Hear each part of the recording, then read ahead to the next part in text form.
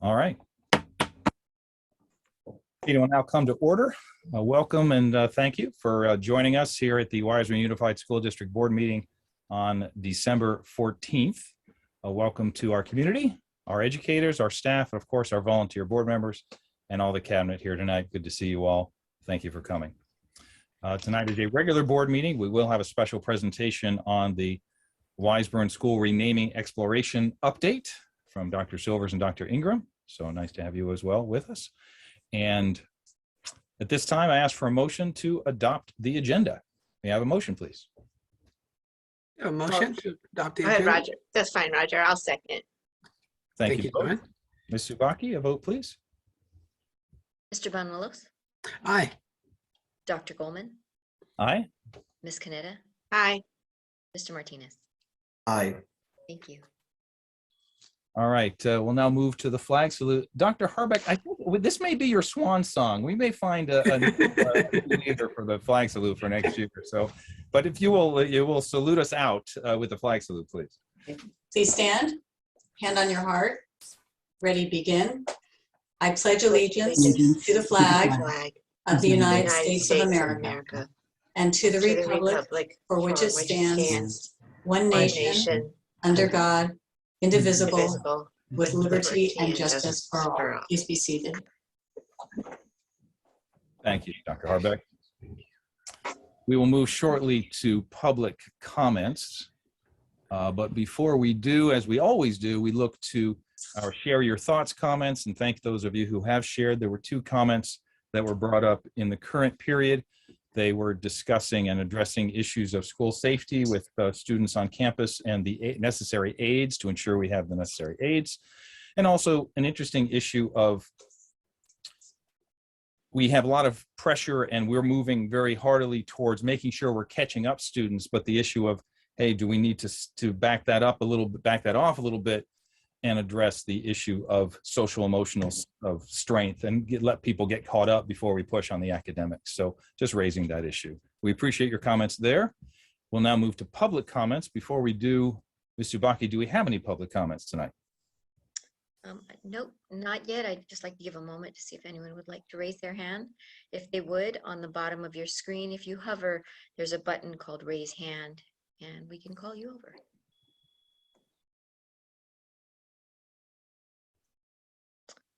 Like at this time, we don't have any public comments.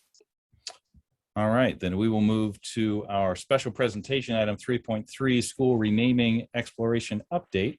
I believe Dr. Silvers and Dr. Ingram will share for us. Are we bringing Dr. Ingram over, Wendy, or is she? Oh, there we go. On cue. All right. Okay. Hey, Dr. Ingram. Hi. Wow. Good evening. I'm going to go ahead and share my screen.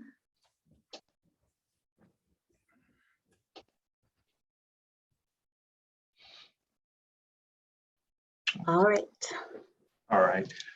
So we wanted to give an update just as we did the last board meeting in terms of where we are related to school renaming. We were able to have a school renaming or CAC Citizens Advisory Committee meeting on December 7th, so just a week ago, which we thought went very well. And so we want to give an update. We're going to give the board two things, basically twofold. One is provide an overview of what that CAC meeting looked like, what we did at that meeting, and then we'll review some data. So that is our purpose. That's our why. Again, as we started having conversations with the CAC, just abbreviate CAC for now, we talked about decision making. We received comments from the community. We received comments. I've received comments via email, phone calls, etc., about who makes the decision to rename schools, what decisions have been made. There was some belief that the schools, it had already been decided that the schools would be renamed, and that I'll just quote somebody saying we're just going through the motions. And so we wanted to level set and just share where we are in the process. We did this with CAC. And that was, what's actually been determined, what's yet to be determined, who actually makes decisions ultimately. We wanted to review roles of the Citizens Advisory Committee, what the roles are of the community, and then also ultimately what the role is of this board. Then we want to talk about data. We did talk about data that was presented on November 18th. We talked about committee input and ideas as to how we could get information out, and so community members can make informed decisions or provide informed information to this board and to staff. And then I want to share the committee toolkit. That would be the CAC committee toolkit on renaming. I will share that. And then also what our action steps are moving forward. So let's go to the next slide. So when we talked about decision making, what had already been determined is this board had already given direction and voted, taken action to rename 138th Street. So that was a given. That was a decision already made. The board also asked that staff explore whether or not Anza Cabrillo and Dana, or Richard Henry Dana, would be renamed. And we knew that we wanted, as a staff, to also involve not only the community and the CAC, but also seek student engagement. So these were things that we went in as sort of knowing. What was yet to be determined was the first thing, which is what would be the new name for Peter Burnett Elementary School that we're using a placeholder now of 138th Street, the type of name for 138th Street's permanent name, that is, sorry, for the typo, but basically meaning, are we going to do it as a person, or are we going to do it as a theme, a region, an area, a neighborhood, something like that? So looking at those different options for the type of name. So that's yet to be determined. And then what's yet to be determined is the type of name or renaming of any additional Wiseburn schools. And then ultimately, who makes the decision? It's the board, the Wiseburn Board of Trustees. That decision is informed by the Citizens Advisory Committee. It's informed by the greater Wiseburn community, and then staff as we present information, data, and to you, and we provide that information. So we shared this again. This is a review of what we shared with the Citizens Advisory Committee. So what is the role of the Citizens Advisory Committee? It's in the board policy that the board that the board, when the board takes action to change a name or asks the staff to look at renaming, that we have a Citizens Advisory Committee to provide information to the board. And so that committee is representative of the community. It's a small group of volunteers. Our group includes parents, caregivers, students, and Wiseburn employees. They were recruited back since spring of 2021, if not even earlier than that. And that happened through district employees, through school and social media announcements, emails, and conversations. And their job is to lead and engage. And we really wanted to focus on this, is that the CAC really takes a lead role in not only researching information, but also discussing that important information amongst themselves, but also out and about. So going out into the community and having conversations with friends, with family members, with others that may be impacted and or may be a part of a name change exploration or process. So that's their role as leaders. And then it's informing, again, as I shared, that's part of the informing community members, promoting this engagement, and then ultimately the CAC through staff would provide a recommendation to the Wiseburn Unified School District for consideration, the board, sorry, for consideration. All right, and then community. So the greater community, their responsibility and role is to learn, and that's regular updates are provided and have been provided through the district and school newsletters. And I do want to thank Erica and Dr. Ingram for really being diligent about making sure that right after these meetings occur, information is getting out and made readily available. As you'll see in a little bit when we review the toolkit as well, we have a whole renaming portal that's accessible to the community as well, that has all the resources that we use as part of this process. And then the community also provides feedback, and so we've had opportunities for the community to share their point of view via surveys. They will be distributed regularly and or kept open, and then that allows us an opportunity to gather data, to see perspectives, opinions, and then ultimately provide that information to the board. And then for the board, it's again to learn, and that we will provide you with regular presentations about the CAC meetings, about the data that we've collected. The board would then provide feedback. The board would share feedback and ideas or suggestions based on the data that will help inform the process. And ultimately, as it says per board policy 7310, the board ultimately would consider and then make a decision as to whether or not we rename schools. Right. Okay, so as Dr. Silvers mentioned, after the community survey was initially sent out in November, we received feedback and questions about the renaming process. We noticed some people were receiving updates and information, but there were a lot of community members who weren't aware of the renaming process, who had questions, and or who were misinformed. And so Erica Corder and I worked together to develop a toolkit for community members. Our goals were to provide a resource to help ensure that community members could answer questions and also promote community involvement.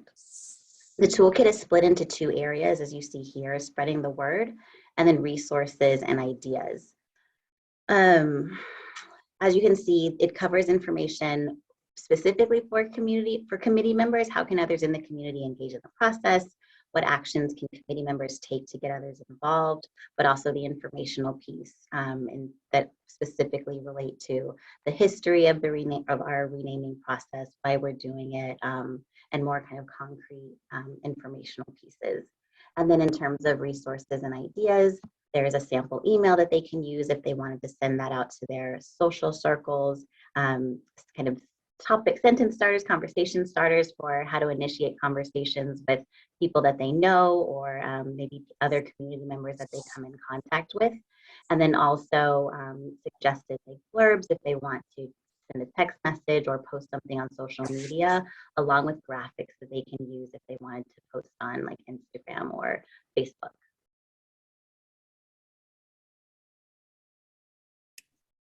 Dr. Ingram, quick question.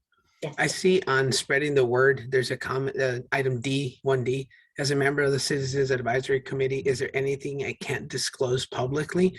I hope we've addressed that one very clearly, because we want this to be a very open, transparent process. In my view, there's nothing a CAC member can't share. It is 100% open, transparent. In fact, we welcome them to share information by other community members. I hope that message has been loud and clear. Yes. If it's still a question, let's see what we can do to make sure that we resolve that one, because that's really important for as many people to be engaged as possible. Definitely. So we talked about how we want to make sure that the ideas that we talk about and the things that we discuss within the committee members are shared, and we do that through the newsletters that Erica sends, and also encourage that committee members talk to their social circles about the things that we discuss during our meetings. But we also want to be cautious of how that information is shared, and so we talked about how it's not necessarily naming someone by name and sharing someone else's specific thoughts and opinions, but just kind of speaking in generalities of kind of, these are the general ideas that came from the meeting, or these are ideas that were shared, or even, as specifically as someone said X, Y, and Z that made me think about things differently, but not necessarily calling specific people out, just to help ensure that the committee meetings are a safe space for people to like really be honest about how they're feeling and what they're thinking, knowing that an idea might be shared, but not necessarily attaching that to someone's name. Great, thank you. Sure, you're welcome.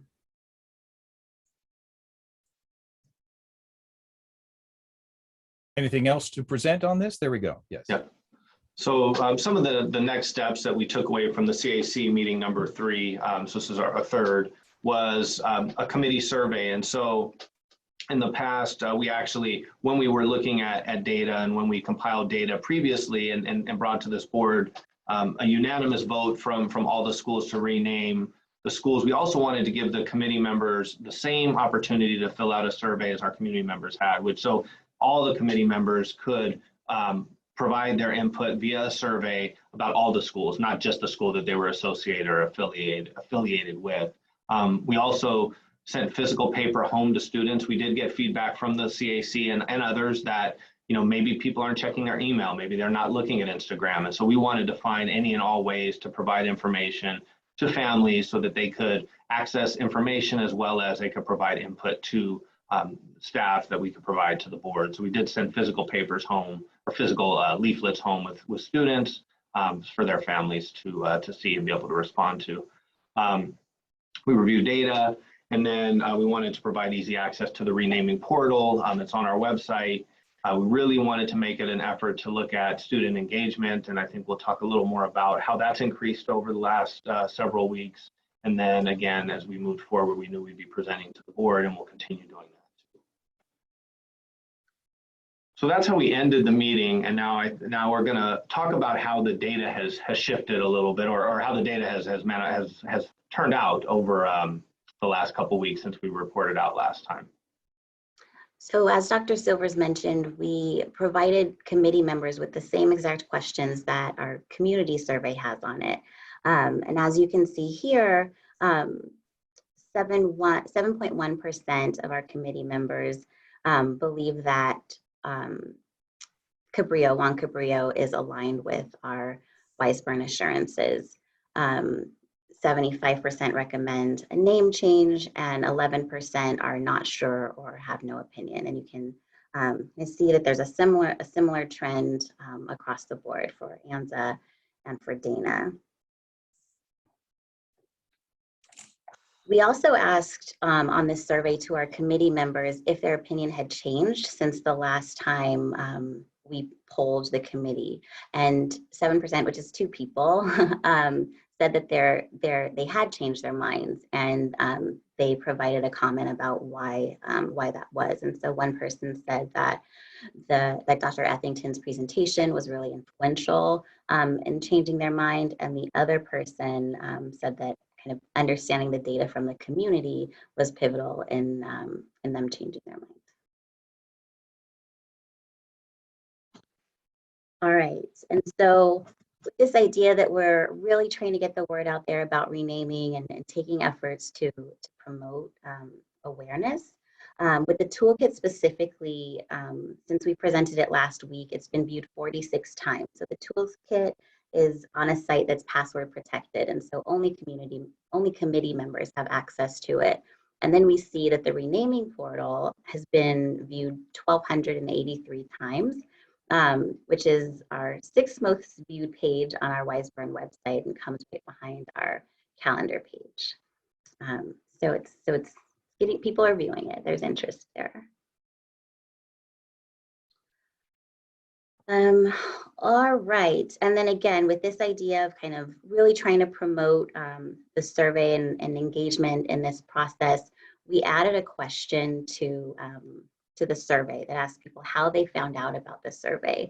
And because we added it just recently, we only have a few responses, but this is what we're seeing. Oops, there we go back.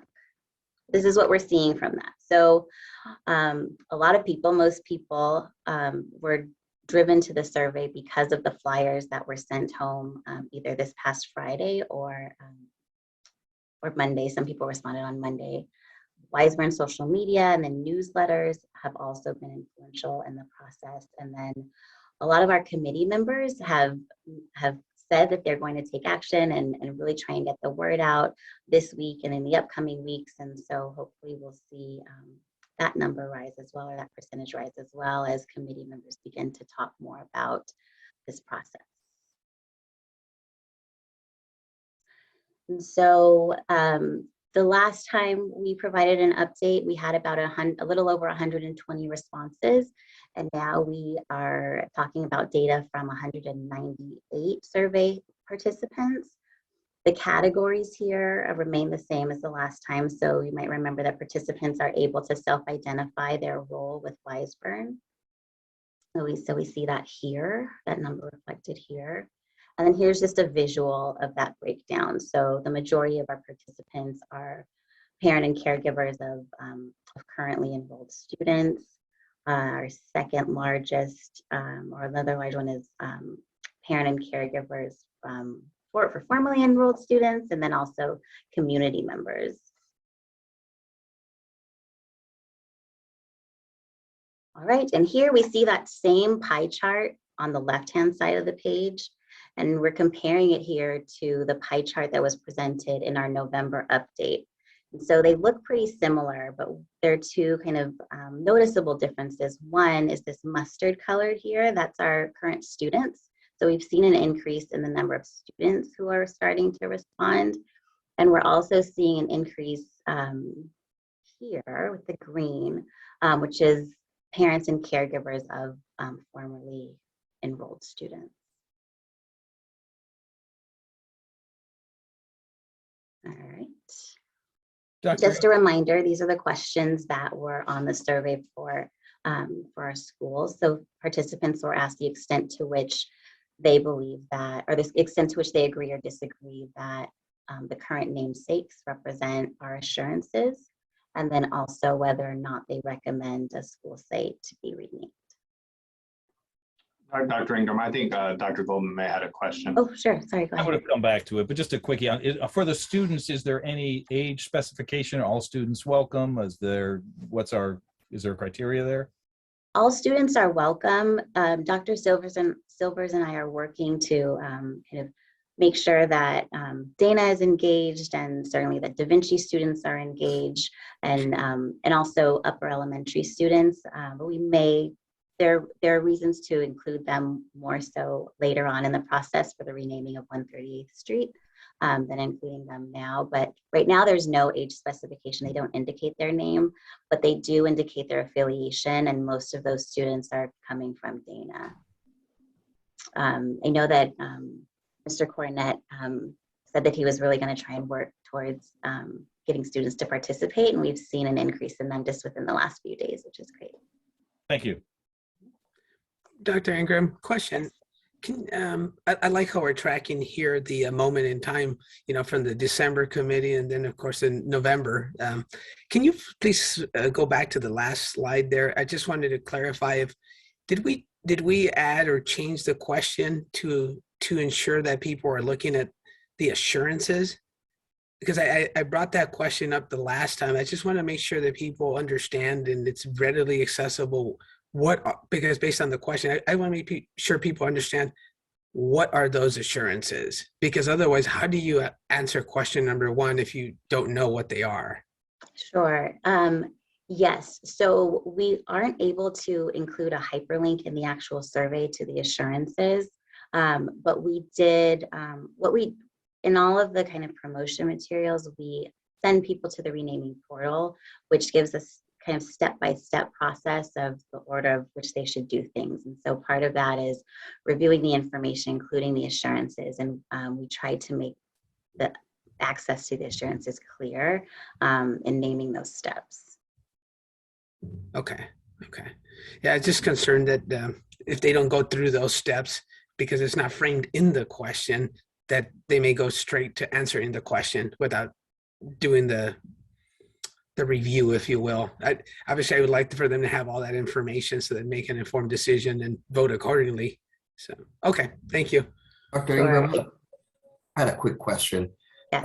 I saw from the graph, and I appreciate the difference there between December and I forgot right now. Reviewing that, one of the things I noticed to the home with the students, right, is what I noticed in the graph. Is that correct? I missed like the whole 3/4 of what you were saying. Can you repeat it? I'm not sure why I'm having such trouble with the internet stability. I apologize. I think it's due to the weather. Is this the graph I you're talking noticed about?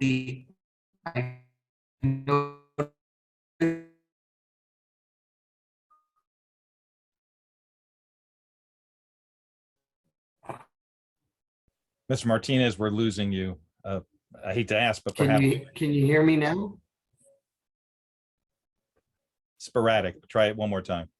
All right, I noticed the participation increased in your recent December survey, which is, I think, attributed to the physical survey that went home with the students.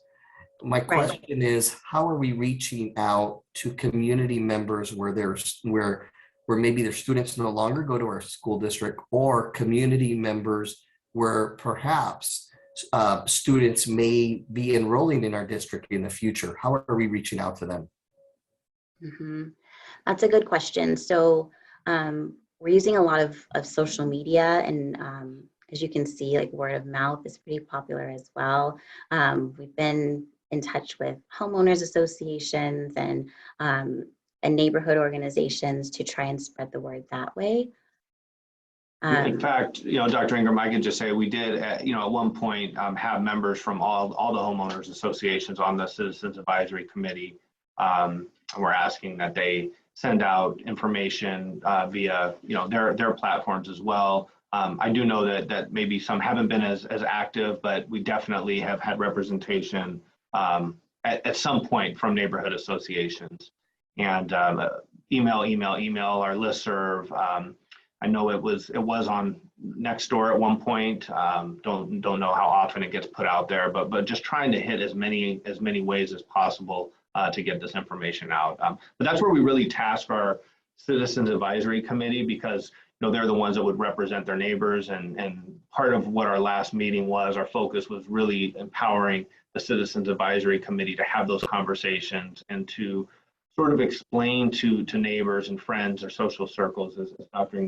Ingram shared, as what an informed decision is and how we can help them make informed decisions, or how we can provide them the information to make informed decisions. So, it's as best we can to get information out as widely, to as wide a net as possible, or cast as wide a net as possible.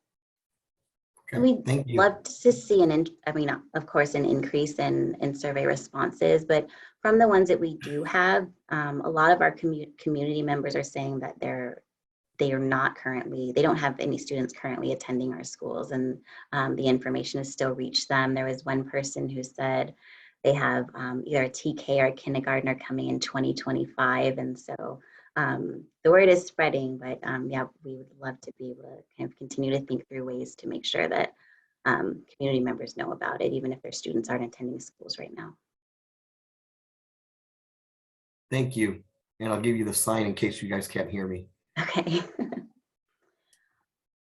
Okay, so reviewing some of the data from our community members, this slide indicates agreement that current namesakes align with our assurances. And so, for example, for Cabrillo, 7.1% of our committee members are indicating that they believe that current namesakes align with our assurances.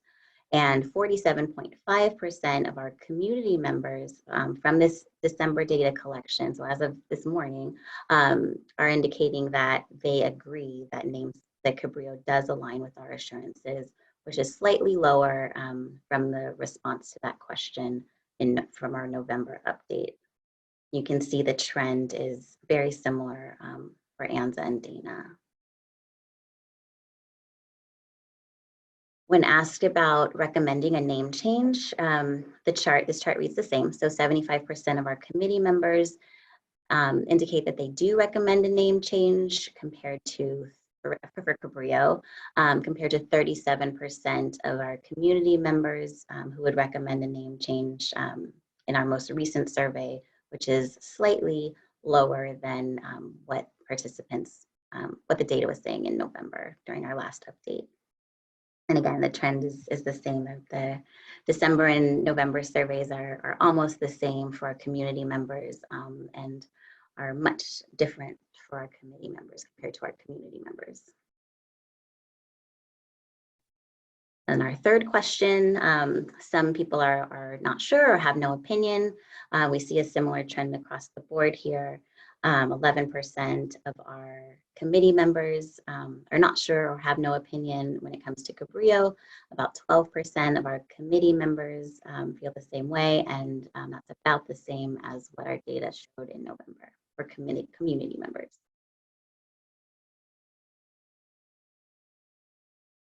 Okay, so I know the last time we provided an update, there were questions about kind of why are we seeing these responses?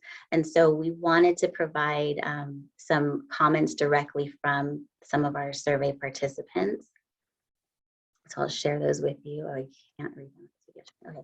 So a previous student said, please keep the same name. Why change? I'm proud of I'm proud of that name because my kid, when graduated from that school with that name, this made me more memorable. Please leave names alone. They're part of our history and should not be destroyed, good or bad. Teach about them, good or bad, so we don't repeat some of the past. This is not a book burning like the Nazis did. Leave them alone. This is a long quote, and we're happy to provide this for you a little bit later so you can read through it. I know the writing is really small, but this one comes from someone who identifies as a Wiseburn employee, someone who attended Wiseburn schools along with their siblings. And we just wanted to point out a couple of sentences from this kind of very thoughtful response saying, now that I'm in my 30s, I ponder why we have schools named after demagogues, racist, and genocidal leaders. Also noting a school name should represent positive things, not atrocities in which we need to brush down the carpet to resemble something good. This person shared their opinion about kind of cruelties of Indigenous people and provided suggestions for possible names that they believe are aligned with our assurances. A few more. I don't think that any of the schools should be renamed. As a student, I can't imagine these schools with any other names. In my opinion, some people just need to not be so touchy just because the person or school is named after someone who did racist things doesn't mean that the people here or the environment is like that. I could just be a dumb kid who doesn't understand the world, though. From a Dana student. Another Dana student said, I chose to rename every school because I do not think that the current school names represent every student attending. And then I believe renaming a school because they are racist is a bad choice. We should keep the names of these schools so that we don't forget past mistakes. And then one more from a parent or a caregiver. I listened to Dr. Ethington's presentation and read through each group's discussion notes. Perhaps some of the individuals the schools are named after committed less offensive acts than others, or indeed were doing their jobs for the time period. However, none truly reflect the values of our community. After learning more, I realized they have actually just been arbitrary names to many of us all these years with little meaning because we didn't really know the facts behind their lives and stories. It will be a lengthy process with challenges and costs involved, but we have an opportunity to model to our students and community that meaningful change can occur when we come together with purpose. Though change can be jarring, challenging, inconvenient, lengthy, and costly, it is a worthwhile process for the right reasons.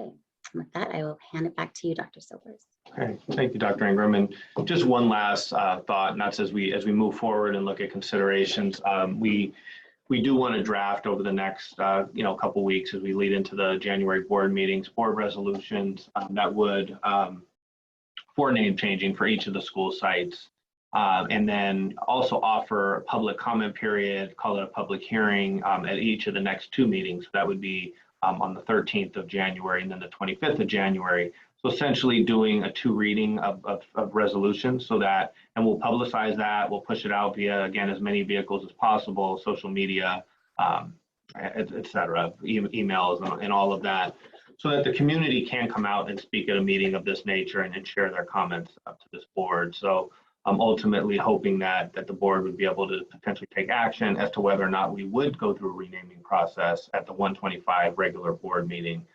Really want to push out that information as early as possible. Again, the more comments, the better. The more we can hear from the community, the better. And feeling that a two meeting, 1 month process of the community being able to have opportunities to stand in front of the board and speak or virtually be there was a real prudent way to do this. So that's the first step. And then the next step is really continuing to go after our student engagement. And now, as Dr. Ingram shared, focusing on Da Vinci, we do have a real deep connection to our partners at Da Vinci Schools, and a lot of those students who have gone through through the schools in Wiseburn, the K-8 schools, would to get their information, to get their feedback would be really valuable. So I know that Dr. Ingram's been working with Da Vinci Schools to try and gather a group of representative students for that as well.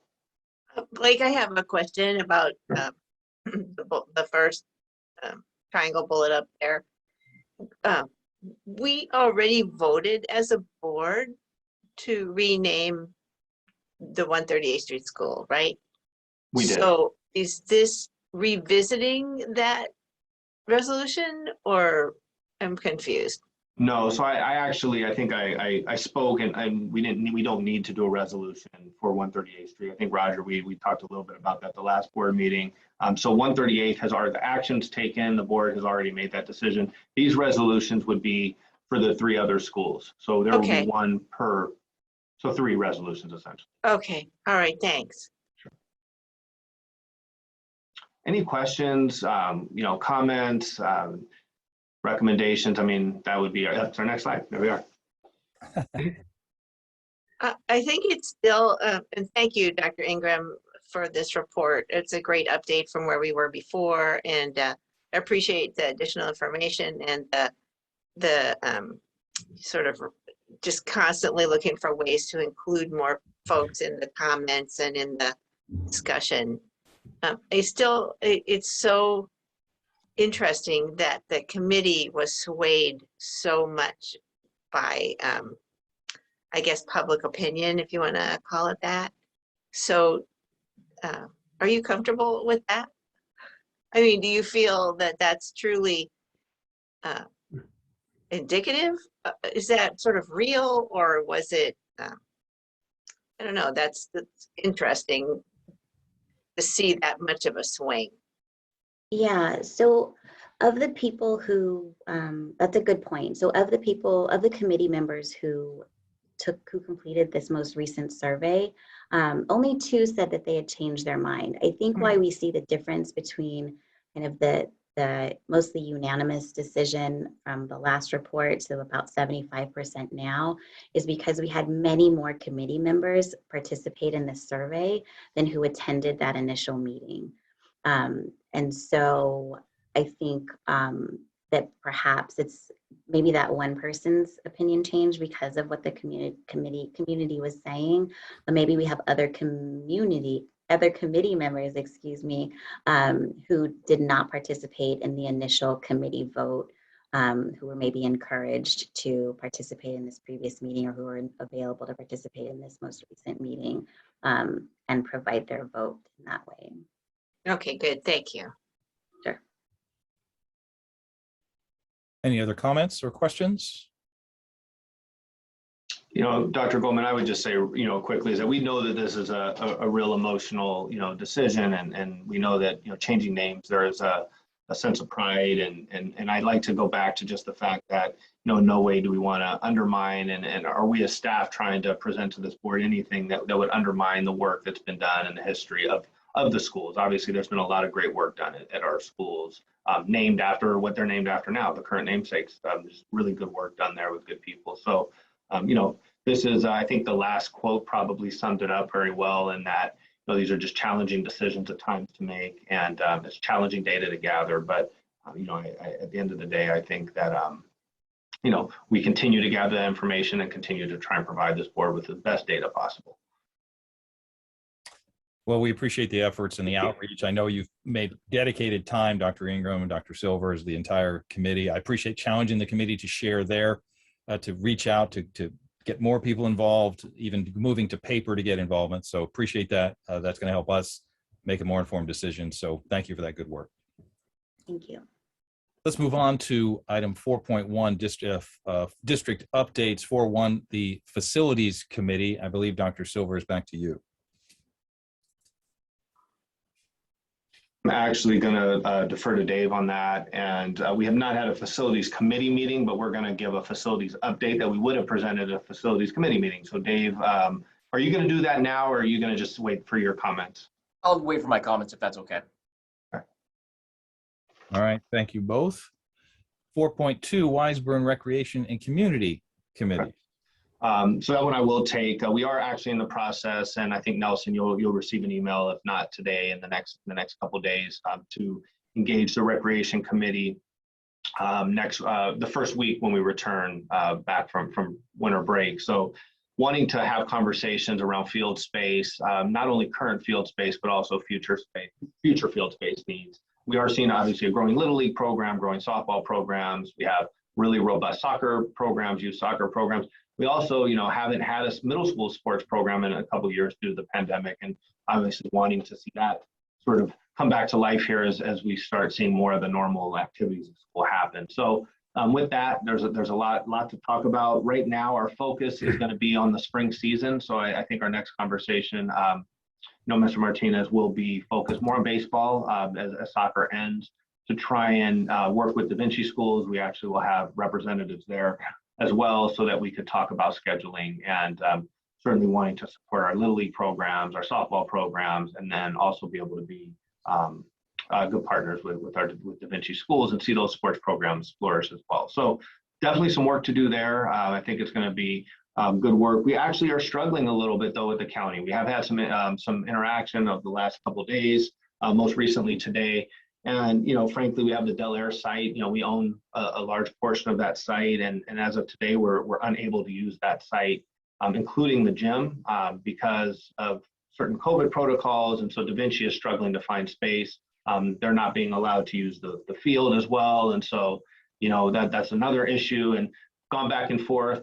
And this may be something that we have to take to the supervisor so that we could get a little bit more movement there. But today was a pretty, just going to share, publicly, it was pretty disheartening, some of the back and forth with the county, just in their lack of willingness to move on allowing Da Vinci schools to utilize their the one softball field that actually is available, the big field behind their Del Air Park, the playground.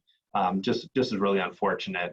And should they allow them to use it, the price is really cost prohibitive, and at $80 or so an hour, and I could be off on that exact fee, but somewhere between the neighborhood of $70 or $80 an hour. You talk about 2-hour practices 4 days a week over 3 month period of time. You're talking about significant dollars, and on a facility that we view as a partnership with the county. And so I did share that information with county leadership. The response I received was not a response I would have wanted, but we'll just have to continue forward. But definitely wanted to update publicly, the struggles that we're facing right now, and trying to find field space, particularly to be good supporters of Da Vinci schools in our own local leagues.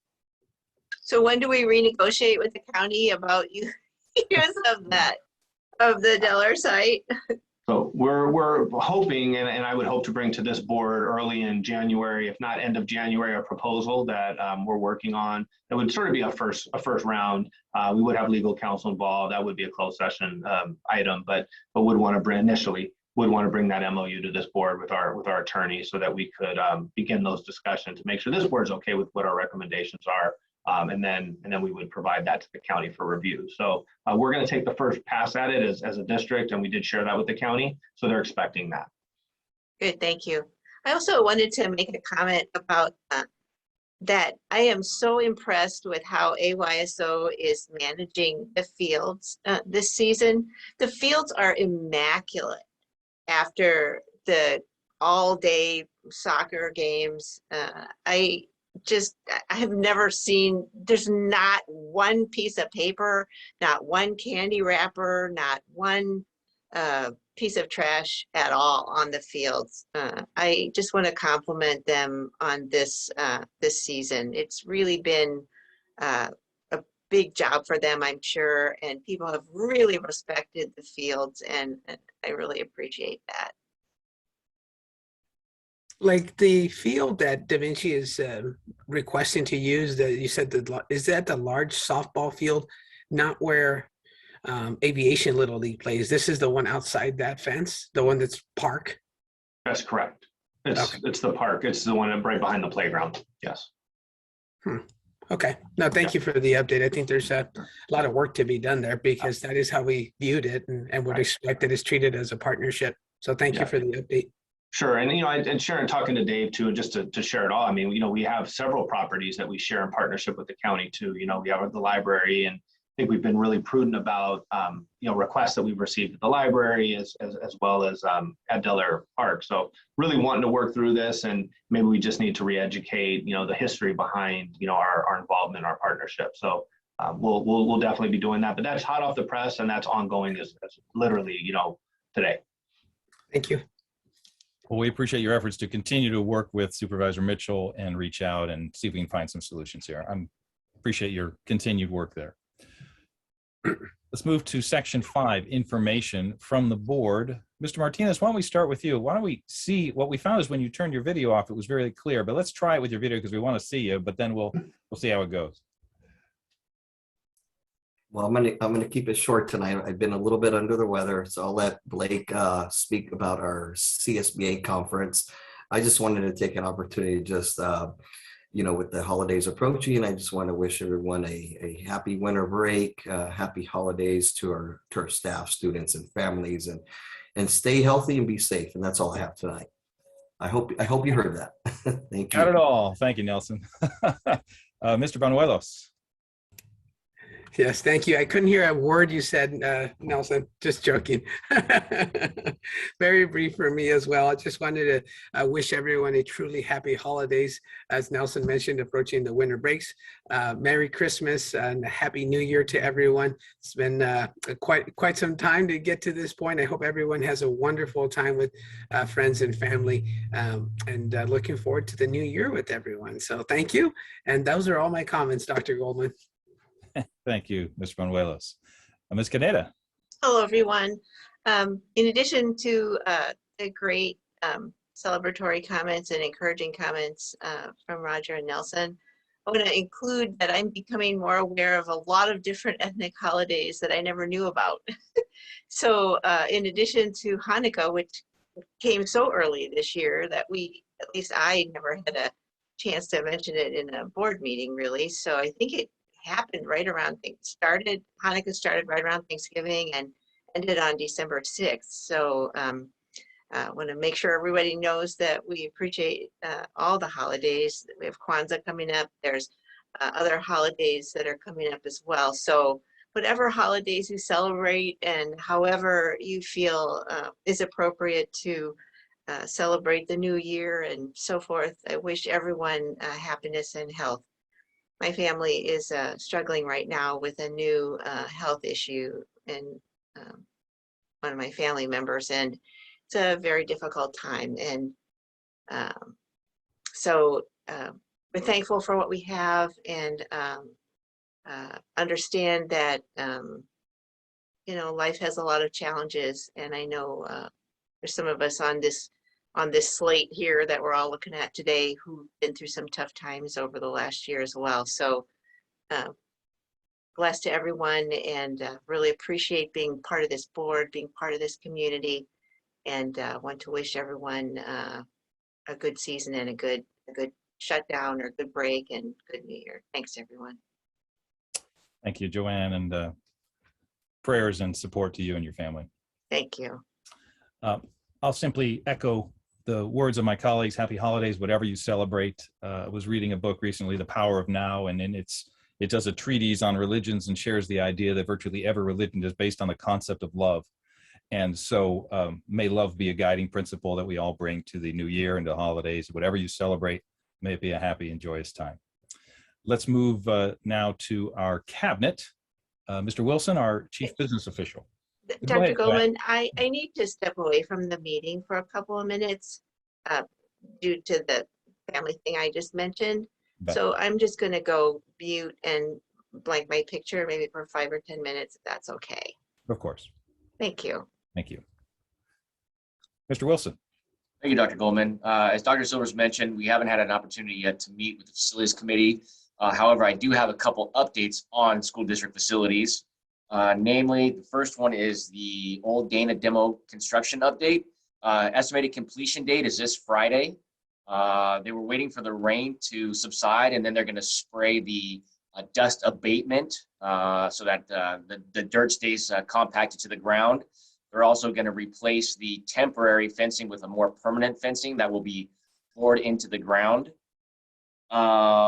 On the allowances that we had with the contractors, so the plumbing and electrical contract, 2 separate contracts, we had $30,000 of allowances in each. We should get almost 100% of that $60,000 back. On the demo abatement and grading contract, it was a $150,000 allowance. They had an additional 8 days of ceiling abatement. So they're working on kind of the numbers right now, but it is expected we should get a majority of that $150,000 allowance back as well. So I think originally the whole contract was 1.75. we're looking at getting, maybe paying at the end with allowances back, 1.65, somewhere in that neighborhood. So we're glad with that. We're very pleased with Erickson Hall and the 3 subcontractors, and just really glad that we got this done on time and under budget. So congratulations to the team. Over the winter break, Dana will be getting new restroom partitions in the boys' 7th and 8th grade restroom. That is assuming it's approved by the board tonight. Again, that will be, if approved, taking place over the winter break. And then coming up in January, we'll be asking the board to consider approving a concrete and paver repair work over at Anza. There's some small trip hazards that I think we need to look at. Some of the roots in the quad area have grown and up into the pavers, as well as in the front. Some of the trees have upended some of the concrete. So we just want to really start paying closer attention to the facilities maintenance and investing back into our properties. So I'll look for that in January. That's all I have, and then I'll go over the first interim report as that comes up in the agenda. Dave, can I just add real quickly to Yes, the part of the issue? I think we shared with the board back when we did the initial irrigation work and we pulled the trees out at Anza, and even at Dana, we'll have to look there as well, that some of the roots had grown and caused tripping hazards in the concrete. And so this was sort of a phase 2 that we expected. We just wanted to parcel it out. Obviously, time and workers on site during school time is not ideal. So we wanted to sort of spread it out so that we could manage it a little bit better. So this is part 2 of what we knew was coming. We did know that once we remove those trees, that then we have to address the roots and the damage that the roots have done. So it's good work that we have ahead of us to keep kids safe and staff safe.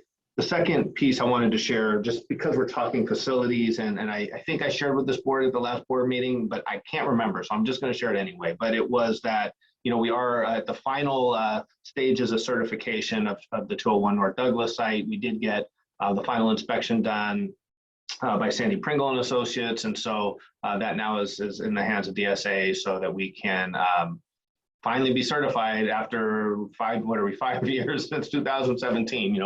We're finally there. So I know that's come up, over the last year, and I think Roger, you and I've had a conversation about it. So yay, we're there.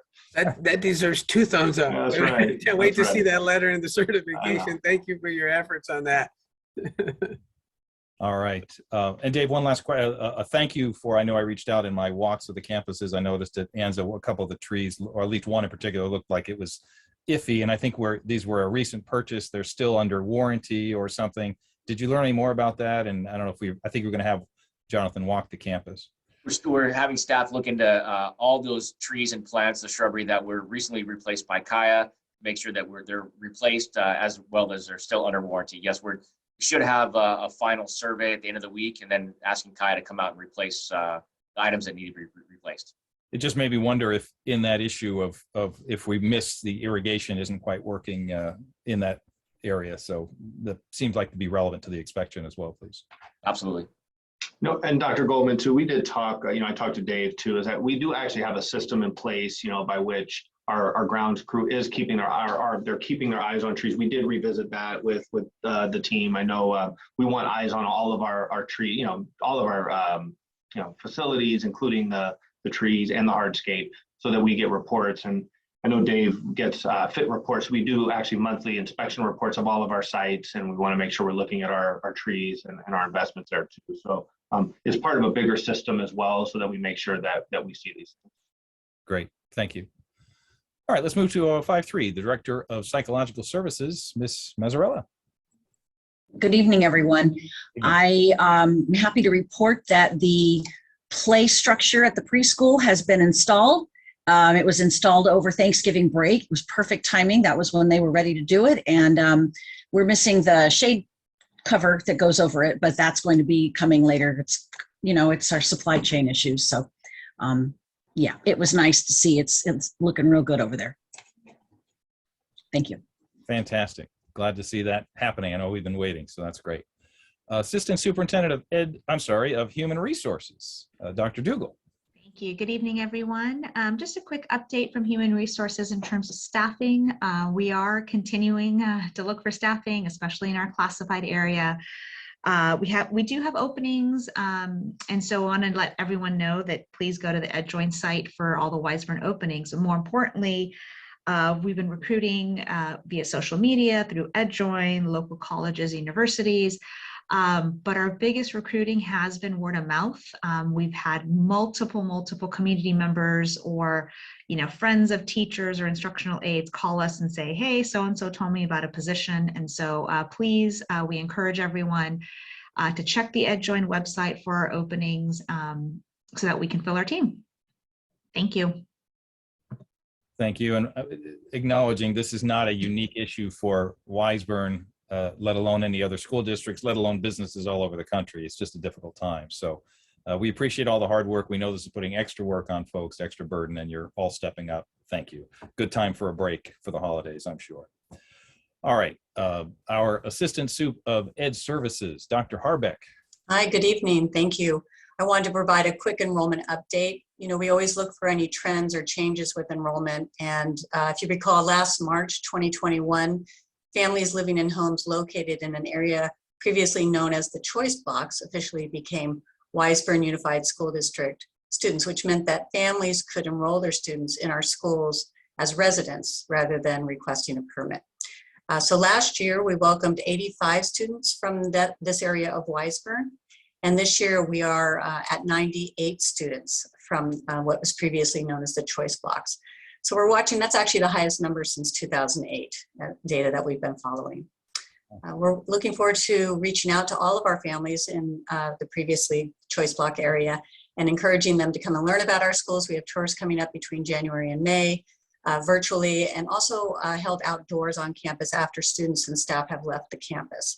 So we're trying to make sure that people have the opportunity at least to see the campuses. And these are limited numbers, and families can find all of that information on our website under enrollment and sign up for any of those events, both Zoom and the evening opportunities. All right, and that's my report. Thank you. Thank you, Dr. Harbeck. And Dr. Silvers, here again is another thing for the dashboard. Would be nice to track our enrollment, our numbers, Choice Block numbers. And as I understand it, by the way, on the Choice Blocks, again, great to have you. It's not really actually official, though it has been voted on until next school year start, correct? That's correct. I'm sorry, go ahead, Anne. So go ahead. We were just official because it was, came to the board and it was made official at that point. So the State Board of Education obviously voted, and we had the victorious day there. And I think that at that point, we were able to take students from the Choice Blocks without a release of permit, basically. So the process was similar to what would be happening starting July of 2022, but it actually does not become official until July of 2022, or yes, so July 1, 2022.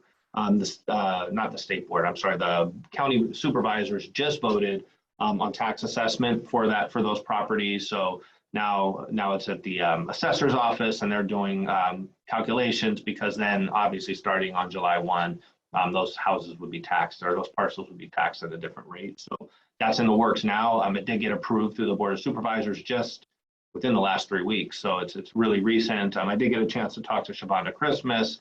We're still doing outreach to those the Choice Blocks. We're making sure, talk to Eileen also about sending a leaflet to those to just have information and accessible information about our schools and really publicize that work. So lots of work to do ahead of us, but good work as we start welcoming this new sort of segment. Well, not new, but new real segment of Wiseburn finally. Terrific. Thank you both for that update and all of your efforts. They're certainly welcome in the Wiseburn Unified School District. So thank you. Really nice to see the change and the increase in enrollment there as they have that option here that they so diligently fought for to join the Wiseburn Unified School District. So thank you again for that update. Much appreciated. And if any of you are hesitant about keeping up the fight for a good cause, it only took 70 years. So, hang in. All right, from the superintendent, Dr. Silvers, back to you. Sure, and I'll keep it short because I had my renaming time, but I just want to share a couple items. I did have the pleasure of attending the California School Boards Association conference with Mr. Martinez, and the networking and the communication that we're able to do there with other boards, with other superintendents, to really talk about best practices in education, to be able to see sessions or hear speakers. have conversations with leaders, thought leaders in education is really, really fundamental. And so, I just want to thank Mr. Martinez for his time and for sort of joining me on that trip. It was just it's always a good time to get away and to be able to talk about school and talk about some of the next steps. So thank you for that. I really enjoyed that conference. Following that, the very next week, I was able to join Right at School for a partner think tank with Dr. Dougal, and really focusing on what are some of the gaps in after school care or after school time, after school programming, with the intention of improving the program. So really looking at continuous improvement. And throughout the entire partnership with Right at School, there's been a focus on continuous improvement. And I will say that, when they started with 6 weeks, with only a 6-week runway, I mean, that's a really, really difficult task for such a big program. And we had a lot of need. I think we actually are leading the entire country in our penetration rate for students that are in the program. At nearly 50% of our students in elementary K-5 are in that program. Again, when you look at a school district like, I'm going to throw out an Arcadia, they have about 8,000 students. We have 2,500. And we actually have more students in our after-school program than their school district. So, we're definitely utilizing the program. And I thought it was really nice for us to be able to get there and talk about what we would like to see in the future, what some of the challenges are for our families, and then how could Right at School support our community in a more comprehensive way. So I want to thank Dr. Dougal for her time. Also thank Right at School for an opportunity to share, really talk about addressing middle school needs. I mean, we had lengthy conversations about how to improve after school time. I won't call it care because that's part of the problem, but after school time for middle school students, and how can we increase enrichment opportunities and make it more enticing for those students to come. So more to come on that. I think this is one of those unique scenarios and partnerships where we could see immediate change as we start the next school year. With the services that they're able to provide. So just thankful for that partnership and an opportunity to share there. Also wanted to talk about our wonderful music program. And I know that there's others on this call who were able to join today and yesterday as Miss Anglam at the elementary schools were able to put on the performances for our babies, for our TK kinders, first, second graders. And it was just a phenomenal. And I just, being able to watch a Zoom that was so engaging of students, it was almost like being in a performance. The students were waving at their parents as they saw the tiles on the screen, and parents were waving at their students, and it was just a really, really fun experience, a really rewarding experience. And my hat's off to Miss Anglam for the work that she's doing. And all of the entire music program. And I just had the benefit of being able to see Miss Anglam at work today and yesterday. And so just hats off. And what a way to start, get ready to start at least the holiday season with seeing the little kiddos singing and dancing. Just a lot of fun. So with that, I just want to, again, just like everybody, really wish people health, safety, and a happy and rejuvenating holiday season, 2 weeks of hopefully a little bit of relaxation and time with those people that are important to you all and to everybody. So thank you very much. That's all I have. Thank you, Dr. Silvers. Let's move to section 6, the minutes, regular minutes from May 27th and June 10th, 6-1 and 6-2. May I have a motion, please? We have a motion to approve 6-1 and 6-2. Thank you, Roger. You have a second for both as well? Thank you, Nelson. Any comments or questions on the minutes? Ms. Subaki, let's take a vote, please. Mr. Benwillows, Aye. Dr. Goldman, Aye. Ms. Canetta, Aye. Mr. Martinez. Aye. And Ms. Subaki, I know Dr. Silvers and I had a comment about giving us the opportunity to get a little caught up here and maybe kind of reducing the restriction for the amount of detail, but putting a link to the Zoom meetings because, of course, these are all in the public domain and visible. So if that helps you, please take advantage of that. You bet. All right, item 7, action items. 7.1, adopt resolution 21-2207 proclaiming a local emergency, ratifying the proclamation of a state emergency by Governor Newsom dated March 4th, 2020, and authorizing remote teleconference meetings for the period of December 1st, 2021 through December 31st, 2021. Unfortunately, we need to do this every month to continue in the Zoom fashion. However, that is now read. Motion, please. I'll motion. You have a second? Sorry. Okay. Both. Let's take a vote. Mr. Benlolos, Aye. Dr. Goldman, Aye. Ms. Canetta, Aye. Mr. Martinez. Aye. Thank you. 7.2, approve educator effectiveness block grant 2021. Motion, please. You have a motion? Thank you. You have a second? Thank you, Nelson. Dr. Harbeck, you kind of led us through this last time. This is really just the ratification of that, I believe, or the approval. Any further comments for us? No, I'm just pleased to have this pass. It'll do so many great things for our district. It's a tremendous support for our teachers and our staff. Appreciate your leadership here, and it is, we love to get the money and apply it appropriately. So thank you very much. Wendy? Mr. Benlolos, Aye. Dr. Goldman, Aye. Ms. Canetta, Aye. Mr. Martinez. Aye. Thank you. All right, moving to 7.3, and we do need to take these individually because they're all unique items. Approve educator effectiveness block grant. No, I'm sorry. Establish. We did that. We're so efficient. Establish membership and elect officers. So we currently have. I think maybe I can propose a slate, continuing in our second year of myself as president and Nelson as vice president clerk. Any motions to that effect? Sure, I'll motion. I'll second. Thank you both. I was going to motion, but I didn't think it would be appropriate. Well, and thank you guys for continuing in these roles. Obviously, you're doing a great job, and we really appreciate the extra service that it is to lead, to take these leadership roles, and really appreciate it. Likewise, I'd like to thank both of you for your leadership, in particular this last year. Appreciate you both as colleagues, but the challenges that we've had as well during this year makes it a little extra special that you take on these leadership roles, and thank you both. Well, thank you very much. Ms. Nelson, want to say anything, or we're ready for a vote? I think we're ready for a vote, but I did want to thank Dr. Goldman for his leadership as president this year. Definitely, as my colleague said, a challenging time, and really, if there's a point in time we needed leadership, it was this year. So thank you, Dr. Goldman. It's very kind. I appreciate you guys, and it's an honor and a privilege to work with all of you and to be on this team. Ms. Subaki?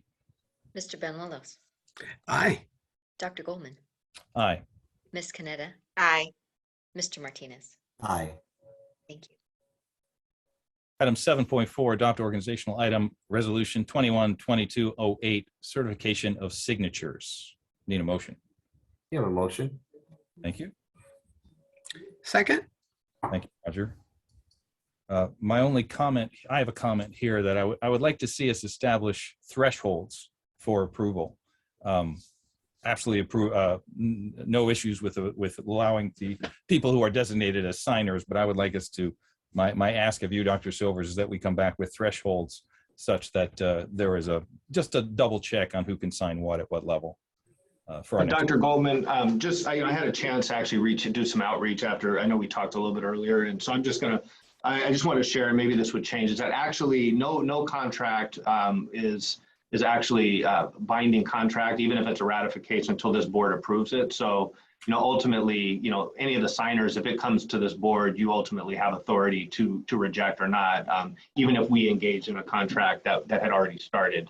We would just send, and it's actually happened before in this district. So I don't know if that would eliminate the need for a threshold, being that you ultimately, the five board members have the ultimate authority, and essentially would ratify or approve any decisions that we make or sign for. Either way, I'm fine coming up with thresholds. Candidly, not really, because if we bought a truck, and not that I'm not questioning anybody, I just think it's in the interest of the district that there's thresholds above which we have a second signature and a double check. Because if we bought a truck from someone and then it's for ratification, I doubt we'd be able to return the truck. I mean, that's giving you a silly example. And Dr. Goldman, to your point, and Dr. Silvers, we may have done that in a prior year. I mean, this is going back a few years. I thought we did have I some thought so threshold too. for certain Thank you. areas. Yeah.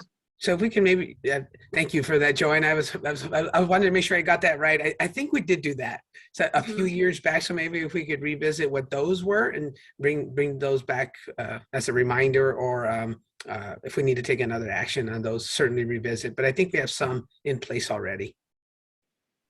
Yeah, my goal is not punitive. It's just fiduciary. Yeah. I'll look into it. Sounds good. All right. Any other comments or questions here? So are we going to vote on this with that stipulation, or what do you want to do? I'm comfortable voting on it as it is with the request that we look into this and have this for a future meeting.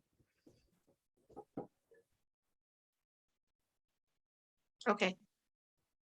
Mr. Banuelos, Aye. Dr. Goldman, Aye. Ms. Canetta, Aye. Mr. Martinez. Aye. Thank you. Item 7.5. Representatives to elect members to the county committee. This is adopt the organizational item on school district organizations. The county committee on school district organization. In the past, I believe, Roger, you have filled this role. I'd be happy to continue in that role if the board so chooses. So are we, so Did we skip that's- an item? what we're voting on then? I'm confused. So I believe the process herein is that we are voting to approve this item with the designated designee unless it's contested. What item are we voting on? I'm a little We're on confused. 7.5. Okay, so. No, I'm sorry, 7.5, yes. Okay, so But it 7, says public content. This role has normally been filled by the newly elected president. correct.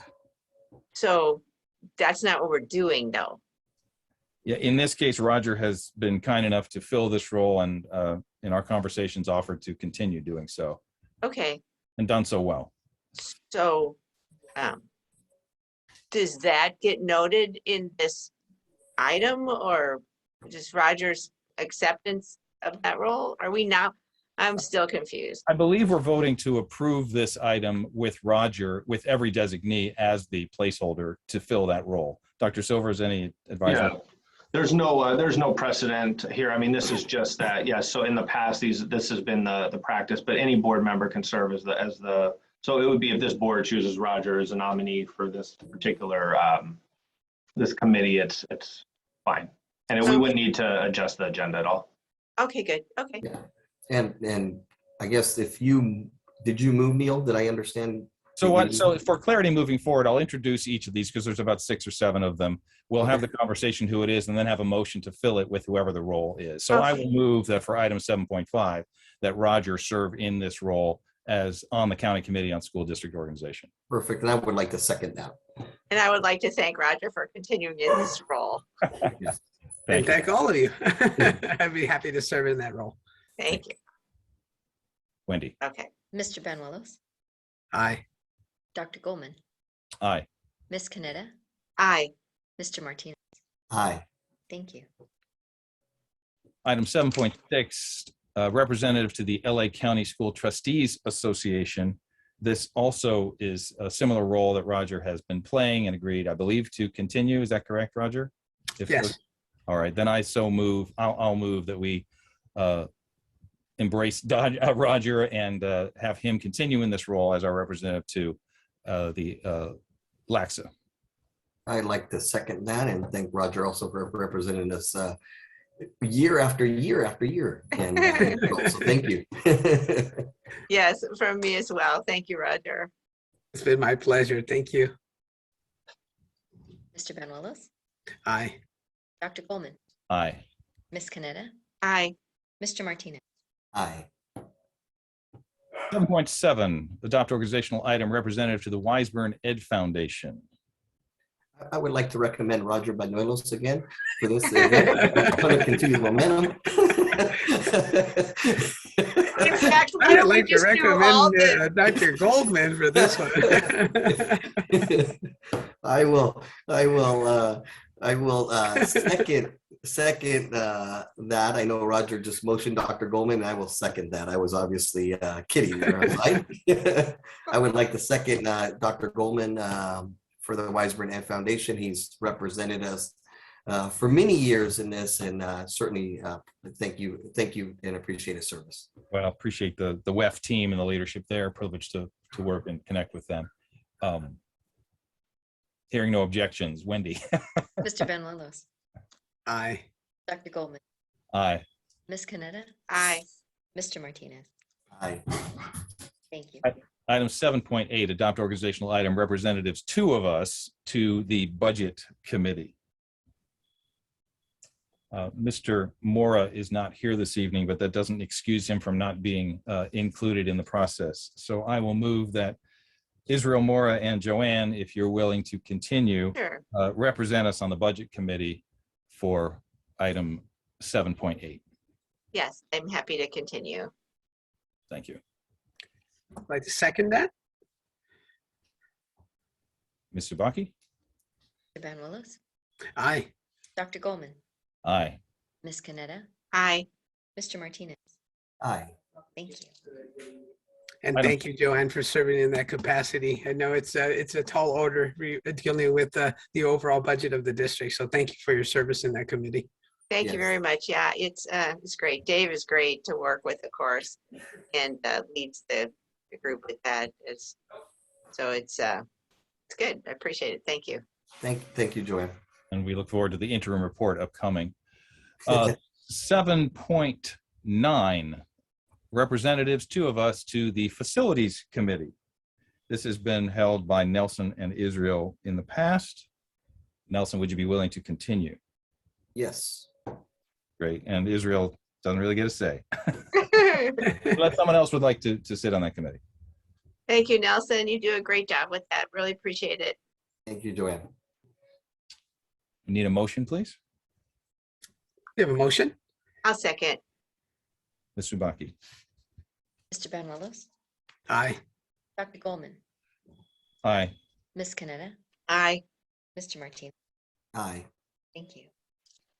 7.10, adopt organizational item, appoint representative to LCFA, the Local Classrooms Funding Authority. This is typically held by the board president. I have had this opportunity and responsibility and privilege. Would be pleased to continue doing so if you are so inclined. Yes, thank you, Neil. It's yeoman's work. I'd like to second that. Thank I you. meant the yeoman's work. No. Both. Yeah, we work with our partners. There's good people in education. We get to work with them. Ms. Subaki? Mr. Benuelos, Aye. Dr. Goldman, Aye.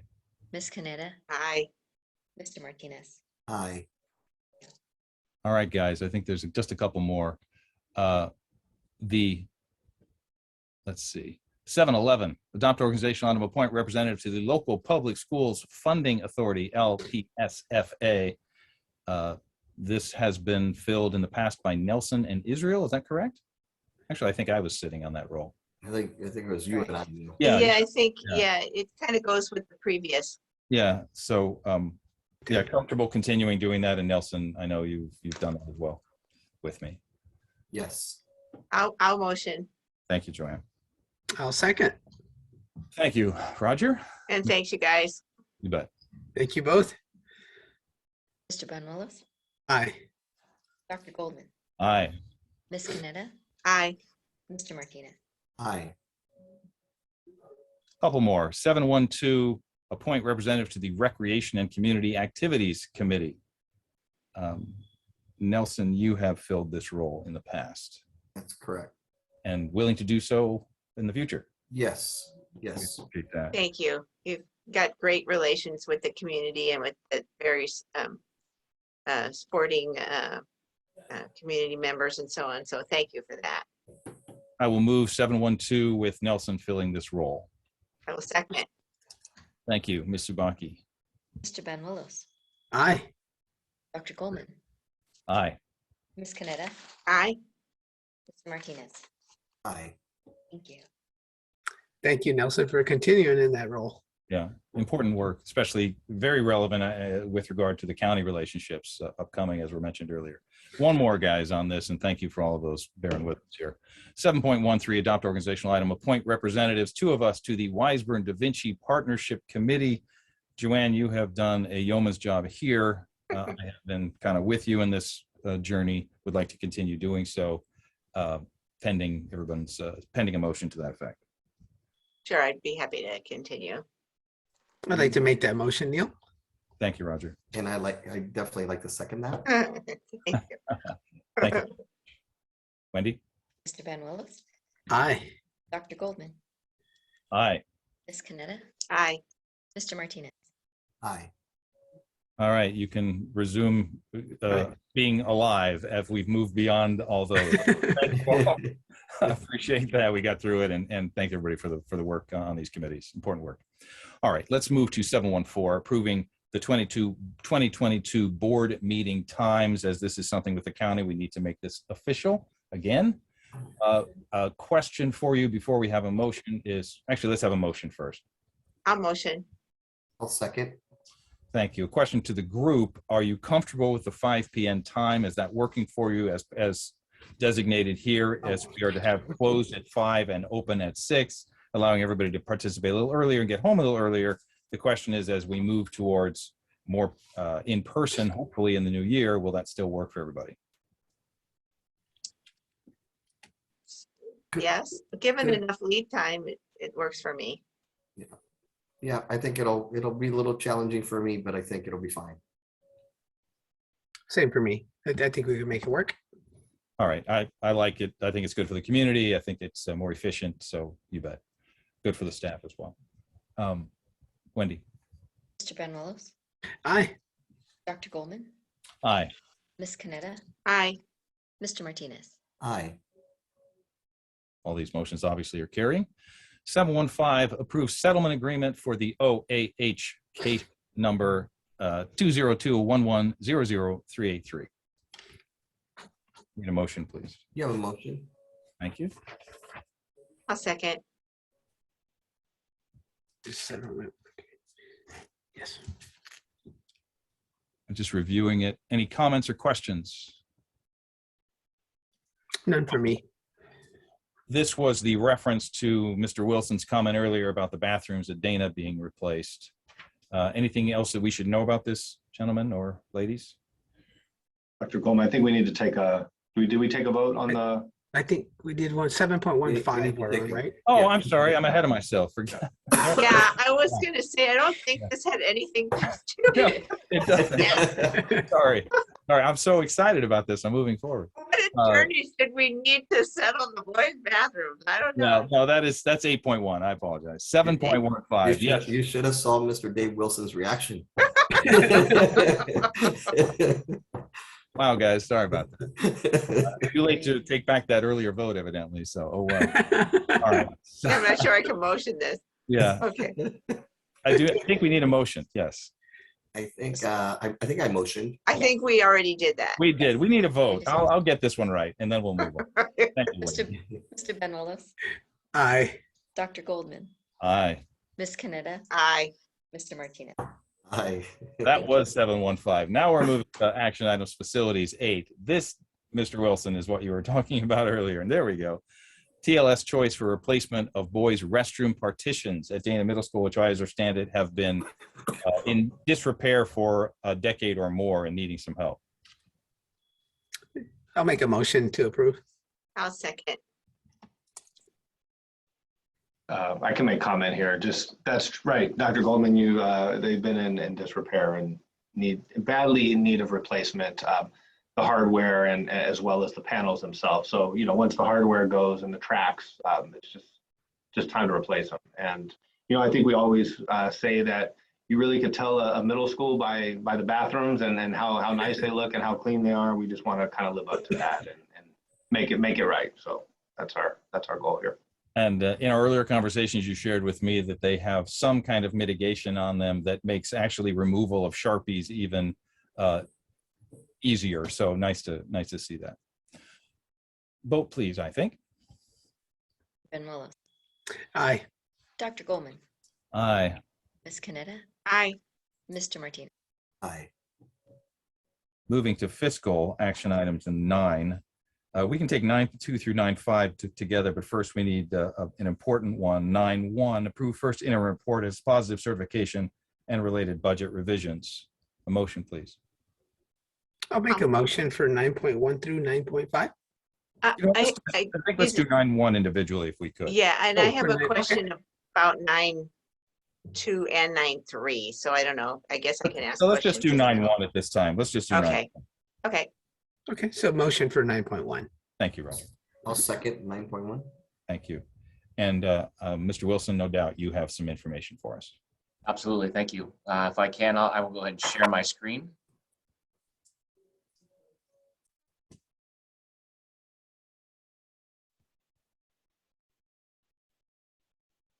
All right, everybody can see that? Yes.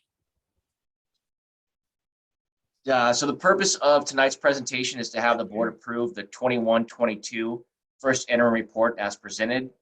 Per education code, school districts must report their financial data twice a year, also known as the first interim, and this has to be reported by December 15th, and then the second interim, which has to be reported by March 15th. Tonight, we will discuss number 1, general overview and context of financial reporting. 2, the assumptions and why we have assumptions in our budgets. 3, we will compare the July budget to the first interim report and the reasons why there's changes to the budget. 4, we're going to explain the true operating surplus, and then 5, what our next steps are. So for school districts, there's a financial reporting cycle. The budget adoption for the fiscal year, we do this by stipulated by June 30th of each year. We did that, in fact. The unaudited actuals, which is the reporting for the prior year, fiscal year, we did that by September 15th. Here we are now at our first interim, and this is actuals July 1 through October 31st. So that's where we are. And the interim reports just that help ensure solvency during the course of the year. We know that the estimates used to create the original budget will change as the year progresses, and I'll get into the details and more specifics on the next slide. But I just want to really comment that budgets are not, static. They're always changing. At least in school districts, budgets are always changing as assumptions change, as more information becomes, known. And then here we talk about the prior year annual audit being approved by the board. In a normal year, it's by December 15th. Last year, they pushed it out to March 31st because of COVID. And this year, they pushed it out to January 31st due to COVID. So we will be preparing or asking the board to accept the annual audit, last year's 2021 audit, I think on the second meeting in January. So stay tuned for that. And then the next major reporting we have will be the second interim, which is the July 1 through January 31st actuals to date. Why are we here? So again, there's 2 reporting periods required by Ed Code. The first interim, again, December 15th due, and then we talked about the actuals. Second interim due by March 15th. We talked about the actuals July 1 through January 31st. And the board has to certify 3 certifications are possible. So a positive certification, this means the district will meet its financial obligations in the current and 2 subsequent fiscal years. A qualified certification, district may not meet its financial obligations in the current and 2 subsequent years.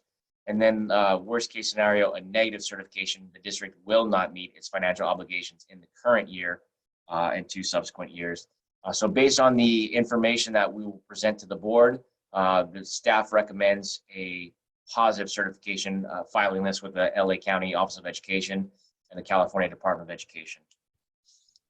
So what guides our assumptions? Basically, due to the timing of the adoption of the state budget, which is due by June 30th, and school district budgets also having to adopt their budget by June 30th, school finance officers need to create their budgets based on certain assumptions. For example, June 30th, we don't really know what our enrollment's going to be. I mean, we have a fairly good idea. We haven't done all of the hiring for the fiscal year or for the school year, so we're going off some assumptions of what salaries and benefits are going to cost. So that's kind of why assumptions are updated throughout the year. We get our information from a number of sources, from School Services of California, from FCMAT, which is the Fiscal Crisis and Management Assistance Team, obviously the Los Angeles County Office of Education, and we base it on current revenues and expenditures to date. We talked about the actuals through October 31st. We look at historical trends.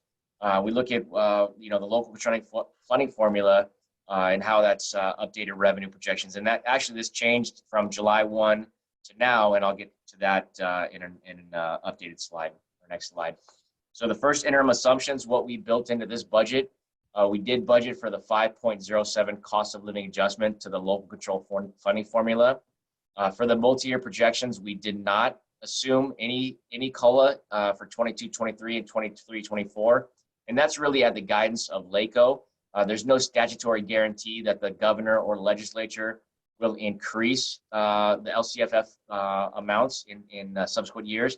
However, early indications are for next year, we'll probably see another COLA. How much that will be, we're unsure of.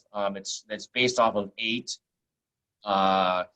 guiding factors. I think 6 of the 8 have already come in, and they're showing that it's based on consumer price indexes, and 6 of the 8 have already been determined, and I think they're upwards of 4 to 5%. So it does look promising next year. We will see an additional COLA, however, not sure yet to the extent. And again, per LACO guidance, we don't include that in the subsequent years because there is no statutory guarantee.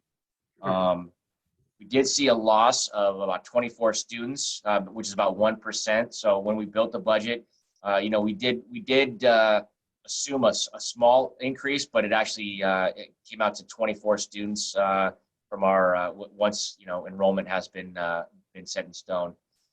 We did see our unduplicated pupil percentage, which is our foster youth, our low socioeconomic students, and our English language learners, and it went down from the budgeted 920 to 860 students.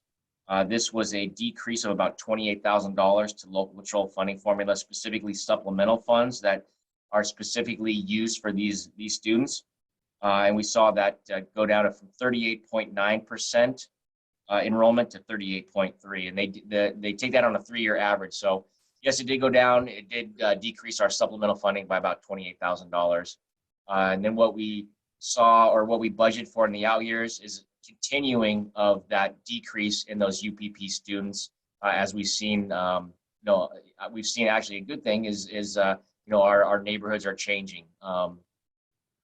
We did assume the employer paid this is employer paid contributions to Calstrs. This Calstrs is the certificated employee pension plans. 16.92% is what the district pays for the current year.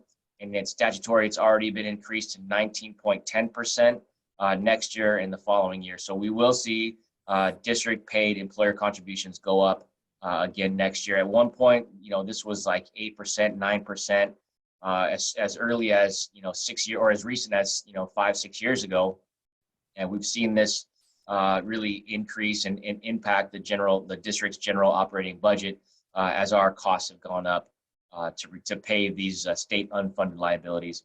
Same thing with CalPERS. This is the classified California Public Employees Retirement System. This is the classified pension plan.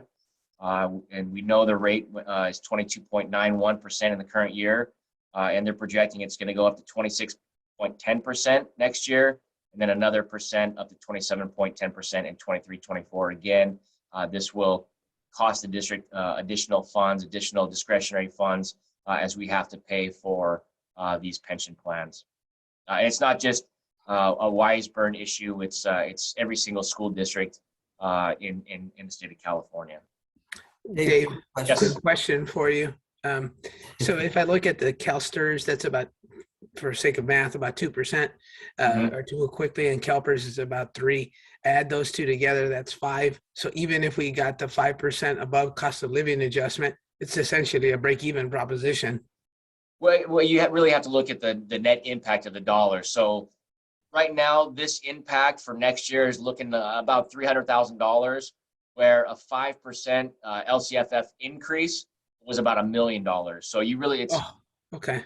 So you have to really, look at the bottom line of dollars. So the percentage is not really pointing or painting a true picture. Does that make sense? Got it. Okay, because the basis is different. They're Correct. based on different. Okay, I understand. Dave, one quick question on the Calstrs. Obviously, we've known this for the many years. But what I thought there was a cap at some point, and for some reason I'm thinking the 19.1% was going to reach. There was going to be a point where we reach that cap, and I thought that was the 19.1%. That is that cap. There is some wiggle room in that law that if the Calstrs board or the legislature wants to increase it, they can go up another additional percentage point to 20.10. But ultimately, this is the cap set in stone. CalPERS, however, does not have a cap as of right now. That's just going based off of actuarial studies that the state's getting to see what those unfunded liabilities are in the out years. And so that's constantly changing, and no cap in the near future on CalPERS. Okay. Thank you. Yep. So where the rubber hits the road, basically we want to talk about how the budget has changed from our July 1 budget. So I'll just briefly, this is the July 1 budget column. So July 1 budget, we ultimately had, $34.7 million in revenues. We projected about $32.6 million in expenses. We had a net surplus of just over $2 million. This next column over is the first interim. We're going revenues now at 34.7, or an increase of $66,000. And the reason I'll go over, so LCFF revenue, why these changes or these variances are. We saw our UPP decrease from what was budgeted from 38.9 to 38.3. Again, I mentioned about $28,000 specifically to supplemental funds. We did see our federal revenues increase, or we're projecting to see them increase. This is a net of a Title I slight decrease and an increase in our COVID testing grants. This is also reflect LACO gave us a new a COVID testing grant, so we're including that in the updated figures. Other state revenues goes down $224,000. This is the net of 2 new SELPA grants and also some updated state COVID grants that we're reflecting from the state. And then other local revenue up $195,000. We're seeing an uptick in our Dana rental income, which is great. We're getting the volleyball clubs back in there to use our facilities. This is also to reflect an updated Coatson grant. So overall, the revenues projected to increase about $66,000 from where they were July 1 budget. Expenses, again, 32.6 at July 1. Now at first interim, we've decreased. Now we're down to call it almost $32 million, or a savings of just over $604,000. The reasons are, we saw our certificated salaries, the budget increase. This is to reflect a number of new positions from July 1 budget to now. We've had some revised step and column figures. Now we know who we've hired, where they fall, and also an increase, I think maybe it was at the last board meeting in November. We've had, not just Weisburn, but a lot of local school districts have been having a hard time, getting substitute teachers. So we've had to, maintain our, maintain our costs, or our what we offer per day. And so we've increased our daily substitute rate, to be more in line with local school districts. So we've updated that budget. Classified salaries, about a $367,000 delta or decrease from the July 1 budget. This is to reflect some updated projections. Again, I'm sure as Dr. Duell can attest, we're having a hard time hiring instructional and playground aides. So we're projecting, those vacancies are going to continue. So we're not going to see as many classified salaries. And then also we're just having trouble filling those vacant positions. So this is just a reflection of what we're seeing in our district. Dave? Employee benefits projected to go down. The total cost about $94,000. This is to reflect the net of these two increases. And then at July 1 budget, the state unemployment insurance was set at a 1.23%, what the district was going to have to pay. Fortunately for the district, the actual rate went down to 0.5%. So we did see some savings there. The net of the two, $94,000. Books and supplies, we're seeing a savings of about $760,000. This is just to reflect updated projections, and mainly at July 1 budget, I don't know if you guys recall, we were expecting about $1 million in furniture purchases that we decided was not, right now we weren't ready to make that leap. And so we're updating our budget to reflect that. Services and other operating expenses, savings about $180,000. This is to reflect the Del Air leases. So Del Air Preschool is currently leasing a 60 by 40 mobile unit that houses a number of offices and 2 classrooms, as well as a portable restroom. It was built into our general fund because we didn't have the tuition to afford that.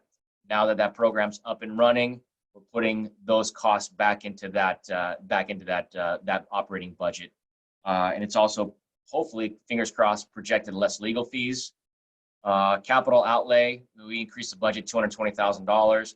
This is to reflect vehicle purchases. We we're unsure that, or not sure we were going to do a July 1 budget. We also purchased a new riding mower that our grounds crew needed, shade structure at the Cabrillo kindergarten yard, and then the artificial turf, which the Del Air Preschool could not afford. We went ahead and put that in our general fund budget to go ahead and reflect that or to pay for that. So overall, at July 1 budget, we were expecting a surplus of just over $2 million. First interim, that's increased now to call it $2.8 million. So we've seen an uptick of $670,000. Now, this looks good on paper. However, I want to show you on the next slide. Hold on, Dave. Yes, sir. Yeah. Go ahead, Joanne. I just had a fast question. It reminded me, I wanted to ask you the capital outlay line. You know, the sort of awning structures or tent structures that we have on the campuses now, I guess, in deference to COVID, maybe being out, having outdoor classes and so on. Did we buy those? Are we renting them? Where did those come from? We did purchase 5 of them. I believe 2 are at Dana and 1 at each of the elementary school sites. We did use COVID funds to purchase that. I think it was to the tune of $35,000. And that was a purchase earlier in the school year as we were getting ready to bring back students, for this school year. We did feel that was necessary, and we did go ahead and purchase those canopies. That's great. I think that's really great. And they look very nice too. So anyway, thank you. Yes. Okay, Dave, I have a couple questions. On the COVID-19 grant, I don't know what percentage of that 224, I'm sorry, the income it is, or revenue rather, but I don't know. My understanding is we haven't actually had to incur any costs because that's being covered at this point by our partner, but that's really not usable for anything else. Is that correct? Are you referring to the LACO testing grant? The COVID testing grant that you mentioned. I think is that LACO? I think that's yes. LACO. So it's really a federal grant, but it's administered through LACO. We have incurred costs, but the grant is so we've paid for certain rapid antigen tests. We did have an employee helping with tracking of positive cases. So that grant, I think it was about $400,000 in potential revenue that we could get has covered any expenses that the district has incurred. It has been covered by that LACO testing grant. Okay, thank you. I was confusing with the vaccine coverage, which wouldn't be reflected here. The other question I had was on the classified salaries that are down significantly because of vacancies. We are using third parties in some cases to fill those gaps. And is the net of that still saving money, and is that reflected anywhere here? So I think overall, I believe those costs, if we're going to use an outside vendor, would be under services and other operating expenses. It's a consultant that's providing those warm bodies, those aids to watch our students. Those would be under this category. Unfortunately, when you're consulting out or contracting out with an outside vendor, those costs tend to be more expensive than if they were in-house. Sure. And so they are built into here. And we'll probably see this change as we get a better understanding of the amount that we're going to need. You'll probably see this number change at second interim. But ultimately, to answer your question, if we contract with an outside vendor, typically those are more expensive because you're paying for their overhead and for their profit, right? Just wanted to make sure that was reflected in here, and you've Yes. explained where. Thank you. Well, it's Yep. our next action item. I think It it's is. one of the next things we vote on, actually. Yeah. Did I answer all the questions on as of now? Yeah. Okay.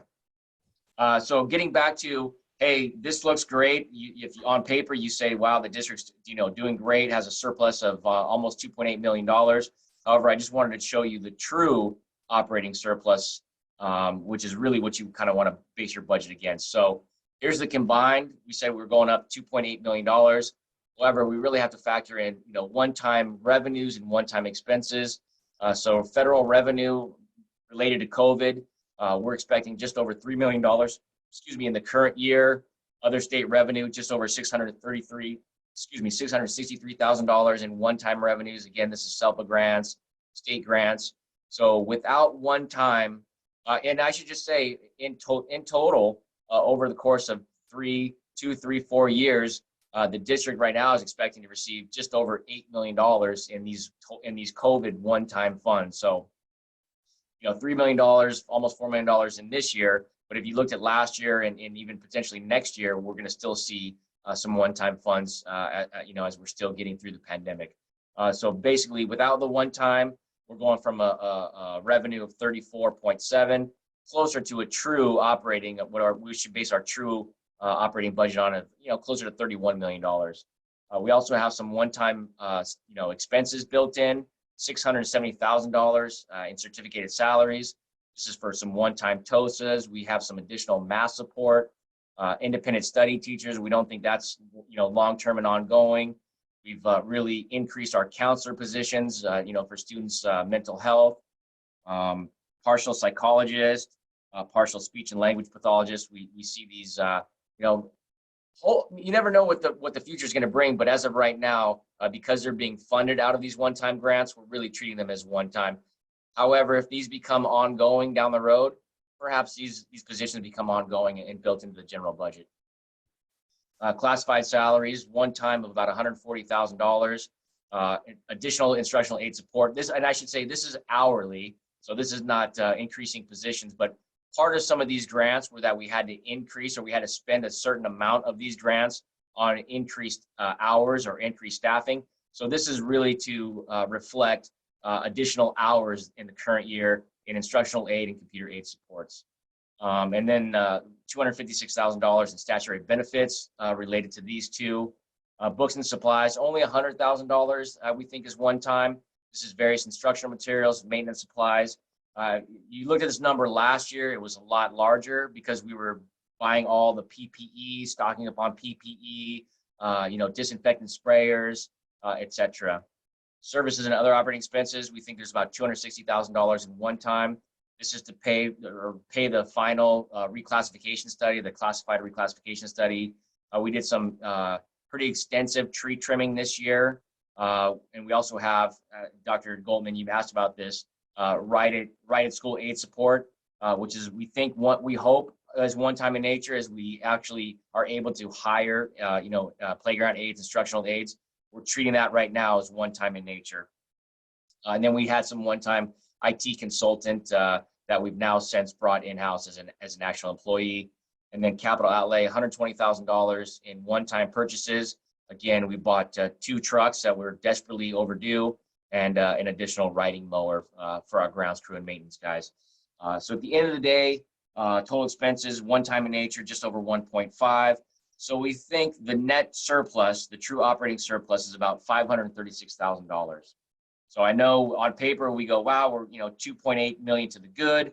After you factor the one-time revenues and expenses, we're really looking at a true operating surplus of about $536,000. Next steps. So the governor will release his initial proposal for next year in January. I think there's a January 21st or January 21 workshop that most of cabinet will attend, as well as representatives from the Weisman Faculty Association. Working with Dr. Harbeck and stakeholders, will continue to develop and refine next year's LCAP. Again, we talked about the second interim that will be adopted by the board by March 15th. The 2021 annual audit will be presented to the board, I think, in that second meeting in January. And then as we get closer to June 30th, the governor again will have another budget outlook for next year called a May revise.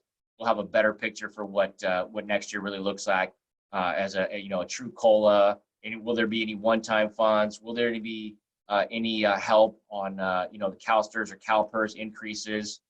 We do know that right now there's no more cash deferral, so that's good.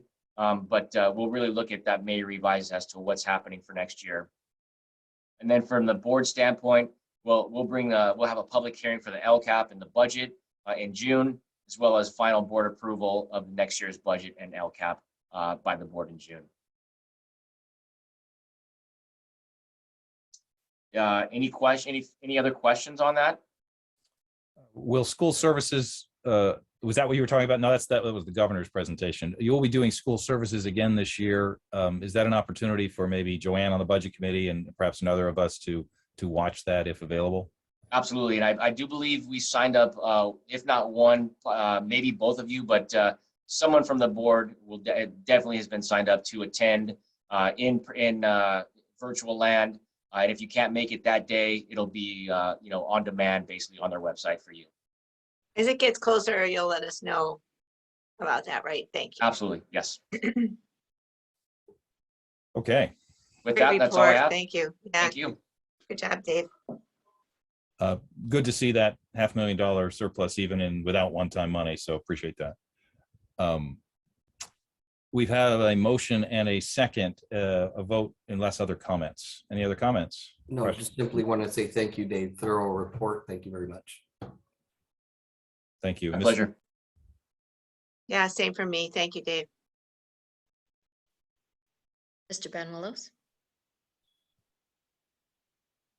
You're on mute, Roger. There we go. Aye. Dr. Goldman? Aye. Ms. Canetta? Aye. Mr. Martinez? Aye. Thank you. Now let's take items 9.2 through 9.5 if we can get a motion for each of these in fiscal. I'll So motion, then but did you want to take them separate? I think you said you had some questions. I on do have 9, 2, questions and about 3. 2 and 3. Yeah. So All we'll right. still take them together though? We You can okay do with it and that? then they have questions on them. That's fine. Yeah. Need a motion. Oh, I can- Joanne just gave one. There you go. Yeah, I'll motion 9.2 through 9.6. I'll second. Thank Or you. sorry, is it 5. 9.5? 9.2 through 5. 9.2 Yeah, through 9.2 through 9.5. Yeah. All right, amended Roger second. Therefore, comments, questions. You have some questions, Joanne. I do. I have a question on 9.2. So are we only needing their services until shutdown for, so the winter break, or do we expect to need their services further? I'm a little curious because the dates are already mostly in the past for these services. Right. So what's the plan? Yeah, so the plan is we are still continuing to hire playground aides. We hope to get some more folks on board by the next board meeting. This has been kind of a temporary fix for us right now in order to provide safety during recess and lunchtime. Okay, how many, because there were quite a few, there's like 4 or 5 here, 4 or 5 there. So what's the total number of people that are outstanding to be hired there? So it's a multitude because some of our instructional aides also provide playground aid supervision time. And so that's becoming the concern as to why it looks like there's so many playground aid positions, but it's actually, we're used to having some of our instructional aides out there as well, providing supervision. So with the lack of playground aides and the lack of instructional aides, we've been able to kind of still maintain a safe campus. The assistants are right at school. Wow, that's great. Thank you, Dr. Dugal. Okay. Question on 9.3. Yes, I read the agreement and I still can't figure out what the program curriculum actually is. So that's put together by PS Arts. PS Arts has been working with our district as a partner for years and years. And it depends on the theater specialist and what they're going to provide. These don't start till February, so we'll be getting more information as we get closer. But they did, if you remember last year, they had kits and did hands-on art. And this year, because STAR, which was our GATE program before, is no longer available. PS Arts did step up with this. So and that's a good question. I'm glad to bring that back, but the curriculum hasn't been presented to us yet. We do trust, they've come on campus to do several theater art programs at the middle school in the past, and we're looking forward to seeing what they come up with this time. And I love all of that. And the other thing that sort of confused me is that it says it's all Zoom. It is, yeah. So I'm a little curious how you do theater arts all Zoom. I'm sorry, go ahead. No, we've been doing dance via Zoom. We did art via Zoom. It's all very difficult, you're right. But we do, this is a limited program for our GATE students, and there's a permission slip assigned and that sort of thing. So there are caps on this, but it's similar to what we've done on campus. We have done theater arts on campus. We've done STEM. All of it is difficult on Zoom, but I think they're transitioning to theater this year on Zoom. They're pretty adept at this. This is something that they've been doing for, since distance learning took off. So do we have to do this via distance learning anymore? Well, because these are students that aren't together typically, and we felt at the time when we enlisted PS Arts that this was the way to go. I think PS Arts also requested to do it on Zoom. Okay. Okay. Anyway, thank you. Those were my questions. We would prefer it in person as well. We understand. Yeah. Any other questions on 9.2 through 5? I have a question. I have a question on 9.4. I'm not exactly sure. I've read this a couple times. I'm not exactly sure what this is asking us for. Is this Blake? Is this you or Dave? This is me. Dr. Goldman, so per ed code that we just have to, the board has to report out how much in developer fees we collected in the prior fiscal year. And we actually have from close of fiscal year, we have the board has 180 days, which I think puts it out to like December 27th, that this resolution has to be adopted. And that's basically just saying, this is what we've collected and these are the uses or how we've spent the funds. Got it. Got it. And I know at some point you mentioned I know you've been talking with consultants as to when we review our developer fees costs. I don't remember your answer there, but I know it was at some point we were going to review that again. So we are currently contracting out with a vendor to do a verification study, developer fee justification study. And then the new rates, if we chose to increase our rates charged, the new rates are released in January 2022, I believe by the state allocation board. And then based on the justification study, we can either choose to increase those rates or keep them the same. All right, and you'll have a recommendations for us. So that's January. That's in a month. We're looking at a couple months here? Correct. Wow. All right. Thank you. Mm-hmm. Any other comments on 9.5 receipts and purchase orders? No. All right, and thank you for labeling these as easier to see. So thank you for that. All right. We have a motion, we have a second, we've had conversation. Let's have a vote. 9.2 through 9.5. Mr. Banuelos? Aye. Dr. Goldman? Aye. Ms. Canetta? Aye. Mr. Martinez? Aye. Thank you. All right, moving to consent items. I believe we can have a motion for all of these. I'd like the motion 10.1 through 10.7. Thank you, Nelson. I'll second. Thank you, Joanne. Any comments or questions on any of these? None. Thank you. There was a confidential matter that was mentioned. Thank you very much. Privately, a session was made, so thank you. Vote, please. Mr. Banuelos? Aye. Dr. Goldman? Aye. Ms. Canetta? Aye. Mr. Martinez? Aye. 11, personnel, 11.1 through 5. May I have a motion? A motion 11.1 through 11.5. Thank you very much. Thank you. Questions or comments here? None. All right. Dr. Silvers, any updates for us that were relevant or pretty self-explanatory? We've read them all, but is anything that needed mentioning? No. Can you go to them real quick, Wendy, just so I can?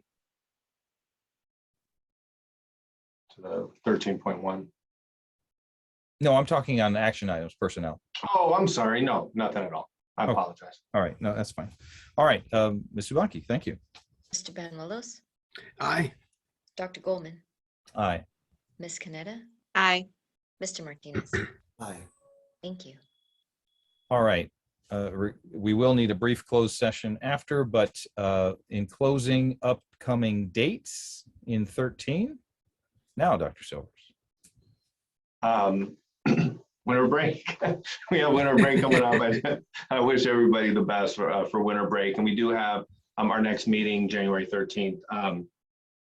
Also, just wanted to, I wanted to point out, and probably should have put this on here, that since we are going to have a public hearing of some sort at the 13th, you know, and the following meeting, the 24th, I believe, I'm sorry if I'm getting that date. I keep messing those dates up, but regarding renaming, I just want to keep that on the radar and make sure that we're continuing to put that out publicly, that we do want to hear from the community in this forum as well regarding renaming, so that we can make present to the board the data we need.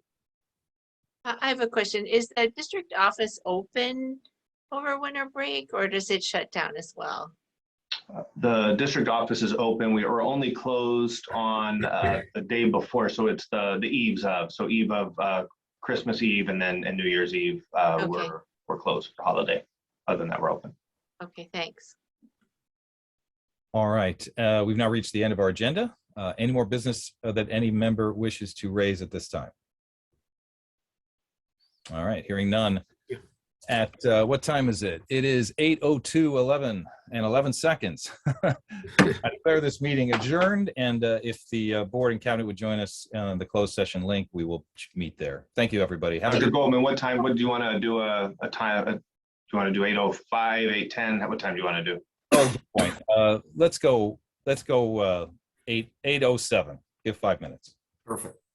Thank you. Thanks, everyone. Happy holidays, everyone. Thank you, everyone.